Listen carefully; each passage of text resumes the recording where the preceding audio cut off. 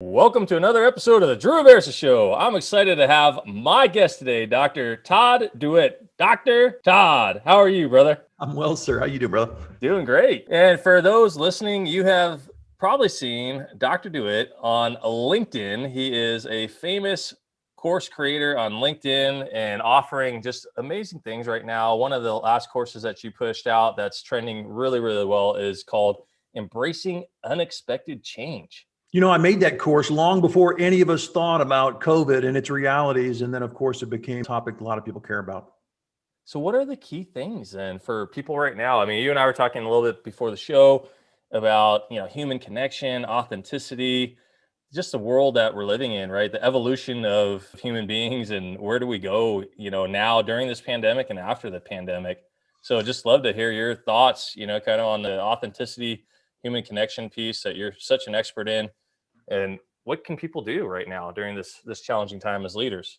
I mean, that is the question. And I don't know if there's a perfect answer. I'll give you my riff. I think that we struggled with some of the same things before we all became work at home junkies, but now finding solutions to some of the basic problems we face are just more paramount, more important. So the first thing I would say to anyone out there, if you're leaders, you got to help people remember this fact. You are not alone. I like to say that. You are not alone. You are not alone. We feel more than ever alone because we, in fact, are socially isolated more than we ever have been. Maybe that's changing a little. Maybe it's not right now. Maybe it's too early to say. So I like to tell people, it's not about, you don't have to be a magical leader who says, I have the solution for you. That happens once in a blue moon, but that's not what the average great leader usually does. What they're usually doing is trying to help people feel affirmed and connected. Affirmed, hey, you're not alone, right? Affirmed, hey, this is crazy for me. And did you hear what happened to Susie? All of us are facing a version of this challenge. And then there's the connection. There's actually a silver lining too that goes with this, because at work,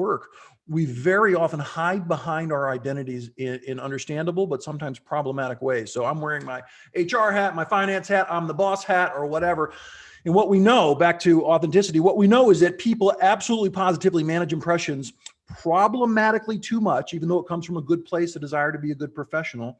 Problematically too much, such that what we end up having at work is people wearing just their hat, focusing, measuring, truncating everything they do to really meet someone's expectations based on the role I'm playing. And then we're just kind of measured, half fake personalities that we're using at work to get by, as opposed to thinking a little less, measuring a little less, filtering for others a little less, and just being a little more raw, unfiltered, authentic. Now, that's not perfect. It's not risk-free. It is a much better way on average to try and relate to humans. And this weird silver lining has happened with the pandemic and the work at home thing, because people are doing what you and I are doing right now, and they're doing it all the time. And I don't just see Drew at work wearing his whatever hat that he always wears. I see you at home. I see that lighting fixture. I see the yellow walls. I wonder if that was him. Was that his wife? That's interesting. You start to see things we otherwise wouldn't see in a context we otherwise wouldn't feel. And people, you're wearing a t-shirt right now, people have gone more and more casual as we've embraced this. So I think part of the silver lining, if you're really looking for one, and you should, during this weird, difficult pandemic, has been that we've gotten out of our kind of overused hats, identities that we often wear, and we've relaxed a little bit. But the actual advice is to first check on people and make sure they know they're not alone. And if you say to me, I've heard this so many times, oh, I'm sick of Zoom. Well, you're doing Zoom wrong. Of doing these video calls, it really tells me that you're not doing them the way you should do them, because on average, they shouldn't hurt. That's the first thing you know when someone says they hate these Zoom things after all this time. You're not doing them right if they're on average producing a, man, I'm glad I'm done with that. Now, it's not supposed to be pure joy, but if you're lively, if you're prepared, if you're helpful, if you're inquisitive, if you're a useful person to others, if you're even in moments happy and joyful and sharing some humor, not just the facts of the business that we're running, you know what? It can be a net positive experience for people and for you. I know that sounds a little bit out there, but I believe that, and I've seen it in many calls. So I like people to stop complaining. I always tell people that. Enough excuses, enough blaming, stop complaining. You're responsible for you. Let's start taking this thing that looks onerous and own it a little more. See if we can't turn it around, make it on average a little more positive. That's great. And on the Zoom piece, let's talk about that, because let's say you have a team of 5. I think that's a lot easier for people to include people in the conversation. Hey, Todd, what do you think about this? Hey, Drew, I think about this, right?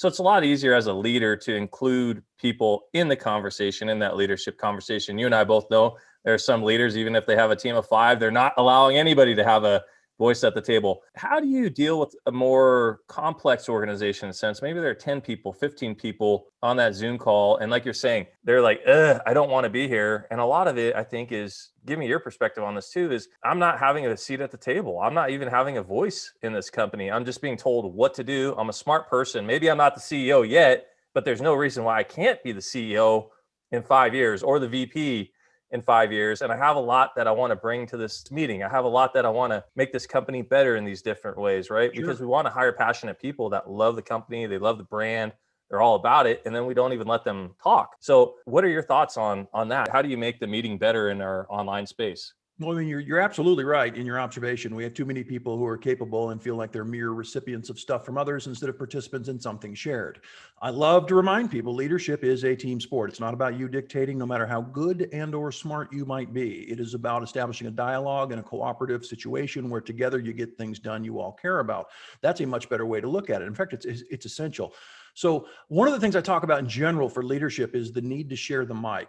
There's different paradigms that have hit this type of idea, from what it means to collaborate to servant leadership to other notions. And the idea is real simple. We don't want a preponderance of people feeling like you just described, Drew. So what we want is a shared collaborative process when it's reasonable to do so. Sometimes dictating happens and it's necessary. Sometimes employees aren't supposed to have huge input on certain decisions, but most of the time, most decisions should be collaborative and sometimes owned by others. How do you help them own it? Well, part of it is giving them a voice. I mean, expecting and demanding and them to have input on decisions. So there's got to be prompts and calls for people to speak up. And you can make that happen in meetings by talking to people beforehand about the hope that you'll share that idea that you talked about, or I really need to know what you think. And I know when you speak up, then he will. So you can tickle people like that even before a meeting, just in a quick comment to try and stir participation, because you do want genuine input. I like to say you're supposed to share the mic. Let me give you the pre-COVID version of share the mic. What I mean by that is we all have professional lives, many people, dominated by predictable, recurring conversations with predictable people, and usually a slate of meetings that we all know we're going to have to endure this week, just like last week. But how do you do that effectively? One of the 55 tricks I like to share with people that might work for them is that they need to share the mic. And that means that even though you, Drew, are the boss of this team of 5 or 10 or whatever, it doesn't mean that every single Monday at 10 a.m. when you have that known recurring meeting that you have to walk in, sit in the same spot at the head of the table, and then draw things to order by the raise of your hand, and then say, okay, let's begin, because you are the chief and that is your role should you want to play it. No, that's a valid thing to do, but there's 2 problems with that. The first problem is that over time, people are going to stop thinking entirely about how things might otherwise be managed in this meeting, because they know what you're going to do, and then they just get quiet, and it gets worse and it gets worse as you hold that microphone so firmly, which you justly have the right to do. So there's a problem with that. People just stop thinking about speaking up when they're not afforded the opportunity. So how do you pass the mic? First of all, you prompt people after you're going, obviously, but there's more to it. Sometimes you don't need to be there, or you need to be there late. Did I just suggest the leader should not show? Yes, I did. If you have a team that is worth their salt, sometimes the person running the show doesn't need to be there. Let's be a little more careful here. If you run a regular meeting, just as an obvious example, let's say it's a weekly meeting, every 5th or 6th week, you should either not be there because you're overscheduled and truly have a need, or you make up a need to be elsewhere, or at least you show up late. If it's an hour meeting, you're 20 minutes late, you're 30 minutes late, and you make sure that a lieutenant, and it does not need to be, it should not be the same lieutenant every time, knows this is about to happen, knows that you can't make it, knows that you believe in them, expect them to kill it in your absence, and can't wait to hear about the progress they made on this issue. And if you have extra input about whatever decisions are being made, you can offer it, but let them go, because I'll guarantee you this: people will have a different meeting when the hierarchy is flattened and the guy or the woman in charge really isn't there. And once in a while, that's a very good thing. Now, fast forward to the pandemic that we're still enduring. The truth is, it's now easier than it used to be to share the mic, because even though people have some fatigue, let's call it, that makes them not enjoy so much Zooming anymore, even though that's true, there's also some other benefits that make sharing the mic easier. The primary benefit is that even though there might be some unease or anxiety about the video calls, it's usually not the same amount of anxiety as face-to-face live in-person interaction causes. People find this more detached and distant. Now there's problems with that, and we could talk about how to stay connected and all that. True.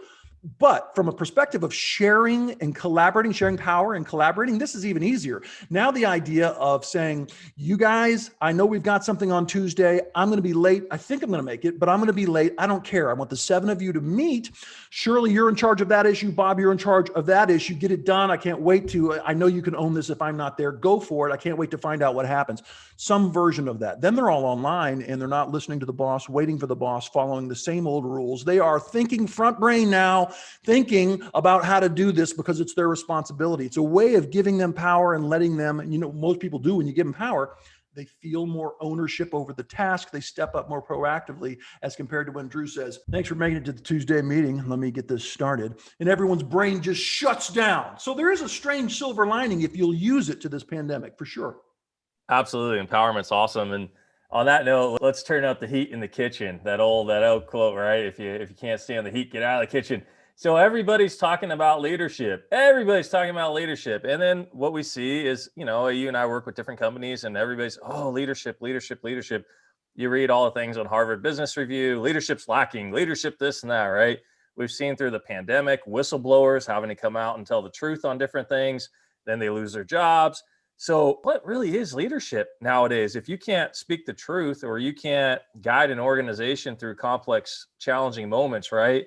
And your job's on the line, that to me was always leadership. As a kid and all the leadership stuff that I've been a part, it's leading through those challenging moments. And sometimes we're seeing that leaders, they're losing their jobs leading. So what does leadership look like nowadays in our groupthink kind of, consensus driven society, the cancel culture? Sure. It's difficult for leaders. So it's very difficult. You just threw out 15 really good things all colluding together to make leadership more interesting, challenging, and difficult today. And you're not wrong. We have generational shifts that are profound right now as the boomers begin to retire in truly massive numbers and millennials and Zs take over leadership positions that we've just never thought about in proportions we've never thought about. Young people, women, and people of color, minorities, are taking over in proportions we've never even thought possible. And these are all now cultures that used to kind of just really defer to the main culture, which historically in the talent pool was white males. And now we have this growing equality across these cultures because there's so much others taking over now that people aren't deferring as much. And they're also sensitive. So people are speaking up more. This is a net positive for diversity. Oh man, the research is clear about that. But it causes certain people here and there to find themselves sometimes very unexpectedly in weird positions. So it used to be as a leader 30 years ago, to pick a number, you could get in trouble if you did something overtly horrifying, such as violence against an employee, right? Or really bad performance. That'll get you in trouble, and at some point that'll get you fired. Today, it's all of that and so much more, because there are expectations of various constituents that watch a leader that are heightened today more than they've ever been heightened before. And I'm not going to say that's a bad thing. I actually like sunlight on somebody as a disinfectant, and thus this pressure makes you try and be more thoughtful instead of less thoughtful when you make decisions. So I'm not saying it's bad. I am recognizing for our friends in leadership that it is a higher level of scrutiny and possibly stress than ever before. Sometimes when people are getting canned for things they said and did, I really agree. Other times I think it's hasty and overdone. I don't really want to dive into a specific example per se, but you're right to raise the issue. And I got to tell the leaders who are feeling that pressure right now, it may not feel like it, but this is a net positive for you, because you and everyone you're developing for the future of leadership will become as a result of enduring these changes, these systemic changes that I've kind of alluded to. You will become more thoughtful, more conscientious as a decision maker. Hopefully not, I think you were getting to this, hopefully not more scared, risk averse, and just trying to please as a decision maker, but instead more thoughtful, thinking about systems, thinking about constituents, thinking about right from wrong, thinking about different people's interests other than your own, and how all these play out when you make this call versus this call versus this call. I think net, that's going to be a positive thing. Absolutely. And I love that you brought up fear, because I think that's one of the key things that's driving so many people today. We just see the media cycle. One of the other podcast interviews I did with a clinical psychologist, we were talking about fear, in the media cycle, organizational psychologists that know fear will keep people hooked. Now, maybe that wasn't the original intention all along, but now it surely is the intention with ratings and media dropping. So how do you be authentic when fear drives so much of people's decision making nowadays around those things, where it's like, this is who I am. I'm a goofball. I love yoga as a leader. I love this and that. But then I'm not supposed to be that way, right? You know, I mean, there are different things. Just for that simple context. So there's other contexts where somebody might be uber religious and that's their thing that drives them. But then, I'm not supposed to talk about religion at work. Like all these, I'm not supposed to shit all over ourselves type of things. So how do we be authentic as leaders in a society where there's so much fear, and then, just these competing interests of not allowing us to be who we are and show up? Well, there is a lot of fear, and who we are. I don't say someone should be unfiltered fully, always 100% authentic. I don't say that. In fact, I'm explicit about sharing that we have to be more real and authentic, but no one should ever be fully, because we're all imperfect and we don't want to show 100% of that imperfection all the time. No way. That would be a disaster.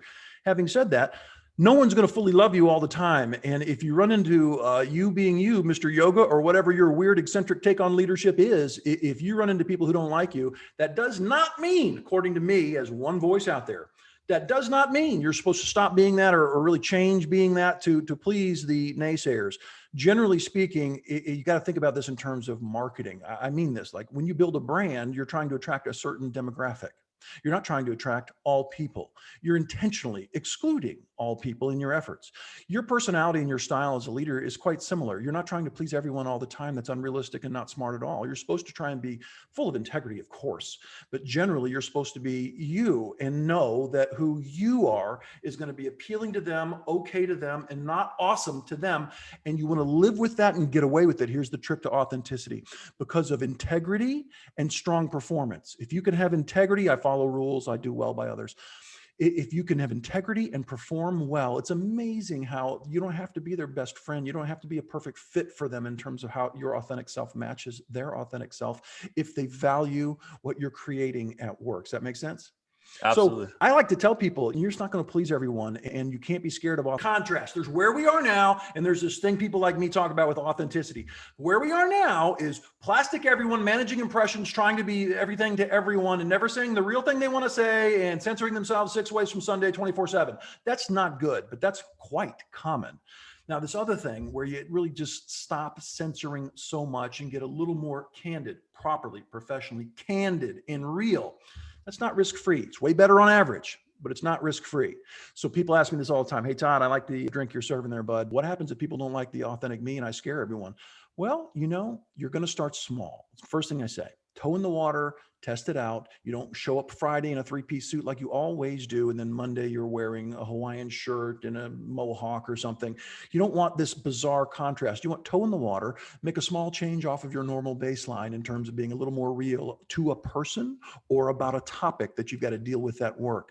Watch the reaction. If the reaction on balance is okay and even evokes from them a little more interaction on a personal level, an authentic level, then you're making good progress. Try again, go a little further. And when that reaction stops, you'll know that you've reached a limit, at least for now, for what they can take with the authentic you. Okay, that's great. And if you see an aversive reaction, pull back. If it's a suit environment and you show up in blue jeans and there's an aversive reaction, maybe you're not going to wear them the next day. Maybe you're going to talk to some people about it because you did it now. So use it as a learning moment, start some conversations. It could be about an issue. It could be about blue jeans, could be about anything. Start small. Don't use hot button issues, religion, politics, and just see how they react. That's where a change in team culture begins. Small deviations from the baseline, you watching how people react, and then talking about it to try and build some comfort and rapport around this issue. It really isn't that complex. Love it. And as far as getting started, in speaking and that, I think a lot of people are interested, they have great stories out there. How do you go from taking all the knowledge that you've amassed right through your PhD to being where you are today, writing books, speaking? And what does that path look like for a lot of people? I get asked that all the time. People go, oh, you speak here, you speak there. And then, Todd, you've got great courses on, LinkedIn now. And, it's like that evolution, right, of that first speech, maybe at the Toastmasters Club, to where you are today. And then you and I talked before in a previous conversation of, the high 7-figure speakers. So it's really this huge evolution. So I'd love to hear your journey, on that, and just tangible things people can do if they're interested in coming into the space as a speaker. Well, I mean, I'd love to answer it because it's still a part of my life I cherish, and I think it will be for the rest of my career. But I don't know if I would ever advise someone to think about trying to make a living or a big part of your living off of speaking. The pandemic's not over, and it has changed things. And I know a lot of people who speak as part or some of their career, and they've all lost. I mean, I almost got trapped actually in Australia. I was speaking in Sydney when I got pulled off stage. I finished my speech, and then the guy who was running the event jumped up there and said, "I'm very sorry. It's just been announced by the government. We're shutting down. This event is now over," etc. We had to beg for flights and get out of there earlier. We would have been stuck there for my wife and I for a long time. And then immediately I get back, I start getting the phone calls and the emails from clients and bureaus that had booked me for things. And they're like, "This has been put on hold. This has been canceled. This has been put on hold. This has been canceled." As everyone started to live through the virus, it hasn't rebounded. So we do have a small resurgence for a lot of people who do this all the time in virtual work, which has become really, really fun. Me sitting here like Larry King behind my microwave, just emoting, become a thing. And I enjoy it more than I ever thought I would. But live in person, it's not clear yet how quickly and how much that's going to revive. So having said all that honest, commentary or pretext, my journey was mine. Everyone I know that makes a living speaking has a different story, but here's mine. I was a professor. I loved being a professor. I got a Ph.D. in organizational behavior from Texas A&M, and I was teaching MBA students at a wonderful school called Wright State University in Dayton, Ohio.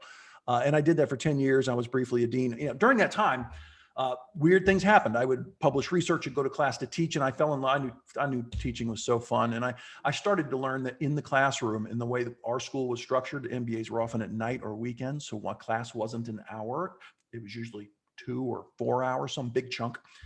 And I learned during those long courses, stories were a medium that people loved. And then I could lecture till I'm blue in the face with technicalities around theories and research and all kinds of things that real practicing MBAs, managers, and aspiring managers don't need to hear a lot of that. What they needed was they need to hear the punchline to some research, real quick, practical, what have we learned, what might work? And then they needed some motivation to go try these things so that they could work it out themselves. That's where stories for me started. And around the time I was learning that stories might be the thing that can teach and touch people at the same time, my phone started to ring just a few years into being a professor, and former students were, "Hey man, we got a big meeting coming up. I remember you're loud and funny. Would you come out and tell some of your stories?" And like a fool, I said yes, and I did it for free. Someone told me 15 years ago at this point, he says, "We've got a meeting, a bunch of young accountants. I'd love for you to give one of your talks to them about leadership, blah, blah, blah. And then listen, Todd, I've only got $300. Is that okay? I'm sorry, it's only $300. And I was thinking to myself, I remember this, Drew, I can't believe someone would pay me to tell stories. That just seemed absurd. And I said, "That's great. Thanks." I love the $300 part too. It's like, this is all I have in my head. It's like being in a taxi and you don't have enough money to get to the part where you need to be like, "Sir, I only have $10. Can you please take me there?" He felt like I was going to laugh at him. And anyhow, I did the gig and he gave me a check for $300. And I thought to myself, are you kidding me? Anyhow, and then if you're good, and this is the worst part of the story to answer your question, how do you get where you can make a living doing this, Todd? Well, the first thing is you have to learn how to be a speaker that moves people. You have to be a speaker, not just that avoids a sleeping audience, or a speaker that has people go, "Hey, that was okay." I mean, I need you to share information and slay with stories, have a presence and a delivery that makes people laugh and learn and cry and feel. And you'll know when that's happening, not just because you'll see little bits of it, not as much as you think sometimes people censor in public, but you'll see it when it's happening. But most importantly, you'll know it because after it's over, people will come up to say thanks and share their comments and stories and reach out to you and connect electronically afterwards. You'll see the progression of that never happening to starting to happening a lot. That's the most honest advice I can tell someone as to how to gauge yourself and how well you're doing as a public speaker. So for me, I'm a good learner. I knew I wasn't amazing from day one. I was above average and natural, and I could stand up and people would laugh a little bit and tell me that was great. The guy last month was really boring, or whatever. So I knew that, but I wasn't quite arrogant enough to stop learning. And so I went after people who were better than me, and I asked them questions. And then I started watching video, and then I bombed a couple times because I thought I knew what I was doing, and I didn't. But I had just so much confidence and cockiness that I just went and did what I thought made sense, and it didn't fit because I didn't know the event correctly or the audience correctly. I've got a famous one about State Farm I've written about and talked about many times where I bombed hard. for a State Farm Management Group. And it taught me a ton, and it made me want to go look at a bunch of video. And this is an important answer. I'm at this point, 3-4 years in, I'm making a nice side salary just doing speaking related things. And yet I'm still twice a year doing mediocre or bombing. And finally, after State Farm, I started studying a lot of video of great people, men and women, old, young, sports, religion, business, you name it, who've been caught on video giving great speeches, award shows, etc. And I'm a good learner, and I took notes and I watched them. What are they doing to craft a message correctly? What's that structure look like? What's the delivery? What are the nonverbals? Why are they connecting? How's that working for them? Can I learn something from that? Now watch video of me, now cry. Because the gaps were obvious. And I started, how can I do my version of what that person did and that person did? And every time I was lucky enough for the phone to continue ringing, I would get on stage and adopt something, try consciously to do something. For example, I speak very fast. When I do a speech, I don't speak quite as fast as I'm speaking right now. I've learned that because I got feedback. I watched the video and I watched the real pros, and I learned I needed to slow down. I learned I needed to use pauses. I learned I needed to use emotion more. I learned I needed to use fewer 4 and 3 syllable words. I could tell you 50 more things I learned. The point is, I learned. The answer to your question is anyone that cares about this has to figure out where they are, look how much impact they're having, are people talking to them and feeling moved, et cetera, and then keep learning. You never stop. I'm almost 50. I know I've got another 10 to 20 years of doing this, and I am not done watching video, critiquing myself, and finding 1 or 2 variables to play with and keep getting better. You have to have a sellable message people care about. If you want to make money, it's got to be relevant to corporations in some fashion, or business conferences, same thing. That's a very important thing to say. I don't shy away from it. It needs to be relevant to people who are trying to navigate their careers and develop teams and so on. And then humble yourself, go hang out with people who are better than you, join NSA, get way past Toastmasters where you began, and go. And never say, I'm so special, I can't believe they offered me only $100. I'm going to say no. Don't do that. I'm in that group that's still, I'm busy enough that I can't do many pro bono gigs. I still do pro bono every year and low fee gigs, a handful every year for that local school, that nonprofit or whatever, because I know what they do is good and then I care about it. One of my favorite speeches ever, which I just wrote about in my latest book, was given to a bunch of prisoners. It was pro bono to a bunch of male prisoners. It was me and 350 guys with way more ink than me all over here. And it was amazing. Why? I didn't say no because I knew I was going to go learn something. That's so awesome. That's the punchline in the answer, man. Get busy, speak as much as possible. And if you're any good, it's going to come to you, man. That's awesome. No, I love it. And it's just like professional athletes, if you want to be a professional speaker, what you're talking about is, watching the tapes, right? I mean, we know NFL players after every game or before games, they watch their opponents. They know more about their opponent if they're really top athlete than the opponent might even know about themselves. You got it. So love that. And then coming out of that, you have a new coaching platform. Yeah.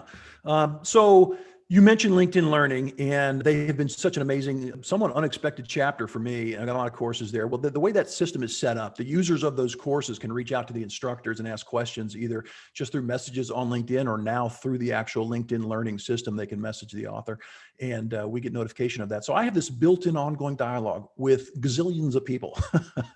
And I've been doing that for years now with LinkedIn.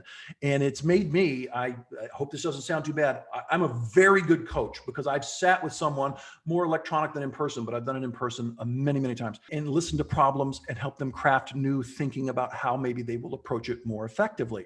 I love doing that. And I was just thinking about the constraints of doing it the way I've been doing it. And could I find a better way to do it? I was talking to my wife about it, and we came up with an idea. What we came up with was we were inspired by Quora, Quora. It's a system, it's a Q&A website that a lot of people enjoy. Hey man, how do I find a bargain on a dishwasher, or any other question you can think of? You go to Quora.com and you type it in, and there's some expert or alleged expert who's got an answer, and then there's people who respond to it, and a threaded discussion happens. I was thinking about that, and there's anonymity in that. And LinkedIn actually, as much as I can just put them on a pedestal, they don't give you anonymity. And a lot of the things people want to talk to me about are personal. And talking about them on a forum as public as LinkedIn, I realized isn't ideal. It's happening and it's effective, but it's not ideal. So why don't I spend some money and create a system more like Quora, where my tribe can have access to me 24/7, and people can ask about their crazy boss, their crazy colleague. How do I get promoted? I'm not feeling purpose. I don't know what I'm doing. I just got promoted to lead and I didn't ask, and I don't know what I'm supposed to do, or anything else they want to ask about that I know I'm going to have something fun to share with them. And they're there I am within minutes or hours, able to give some feedback, but not just me. It's the whole community of people that has signed up for this little low monthly fee service to go, ooh, Bob, I see you're facing a person who is no longer capable of performing at your level of expectations, and you don't know what to do about it. I've seen that 3 times myself. Let me tell you what worked for me. Maybe it'll be useful for you. So I want to create, and everyone can be anonymous and with just an avatar, for example. So I want to create a place that's safe, comfortable, and has access to me and like-minded people where folks could get some coaching advice anytime they want it. That's awesome. Love it. I'm excited. It's called Just Ask Dr. D, and it'll go live on my website probably in 2 months or less, something like that. So let me ask you, Dr. D. All right. You and I talked about humans. They're so simple in so many ways, but yeah, like everything's just so complex in our society nowadays. You and I both been educators, 10 years. I was at the community college. You were at the, academic, the college level, and seeing human behavior, right? How people can go from not knowing anything to knowing something and actualizing it and going out in a career. What are the most common challenges for humans out there that you've seen through your years in, dealing with people? And then what are the hangups, right? What are those things needed for breakthroughs? Is there like are there a couple things? Are there a ton of things? Is there a universal human theme, of challenge and struggle? Like, what are your thoughts? No pressure. Is there a universal theme we can share with the planet? Save the best for last, right? Yeah. Yeah. I mean, there are a relatively small number of repeating universal type things that I see for sure. People have to find confidence in themselves. A small number have to check that because they're too full of themselves. The vast majority have to find through sheer will and effort or the right context of people around them, belief in themselves, a baseline that's productive of confidence. That's a huge recurring factor. And then communication skills. How do we actually interact with these other simple people around us? That is so important. All the research suggests that's a major factor in success. And yet we spend, I think, relatively very small amounts of time, K through 12 in college, helping people understand what it means to craft an idea, choose your words correctly, watch others and read them, listen effectively, these cornerstones of quality communication. So there's a confidence issue, there's a communication issue, and then there's a balance issue between I and we, because you do have to be your best advocate as you gain confidence and chase goals. You've got to be, for sure. And yet, if you go too far blindly towards that ideal without believing in your heart of hearts, believing you're also here to serve others and develop the team because they matter as much as you do, then you're going to have trouble. So you've got to reconcile those two and just remember the simple truth. Ready? They both matter. And if you're putting in 80% on you and neglecting them down to 20%, it's going to bite you eventually. And if you, by the way, I've met good-hearted people who've put 80 and 90% onto the team and neglected themselves, and they've been passed over and missed opportunities. You're looking, roughly speaking, for 50-50 if you want to be a good person and still make progress. That make sense? Absolutely. Last one. You ready? Last one. Let's hear it. Everyone thinks they know themselves better than they actually do. The truth is there's a gap between how you view yourself, how you think about yourself, and what others see and what they think about you. And if you'll admit that and go seek candid feedback from people brave enough to speak to you, you can reduce the size of that gap. And now you're dealing with reality instead of delusion, and your whole overall progress moving forward tends to go faster. There you go. Ba-boom. Ba-boom. That's it. Dr. Todd Dewett, thank you so much for being on the show today. And how can people get a hold of you? How can they contact you? Obviously, you're in speakers bureaus for event planners, but just the average person, out there, how do they reach you to maybe bring you in for, First of all, thank you for having me on. Very fun. Very easy. This is my home on the internet. Two obvious answers. My main website, which is drdewett.com, DRDEWETT.com, or just look me up on LinkedIn and connect. I'd love to pick your brain or have you pick mine if you've got a question. So please reach out and connect. Thank you so much. My pleasure, man. Take care. You too.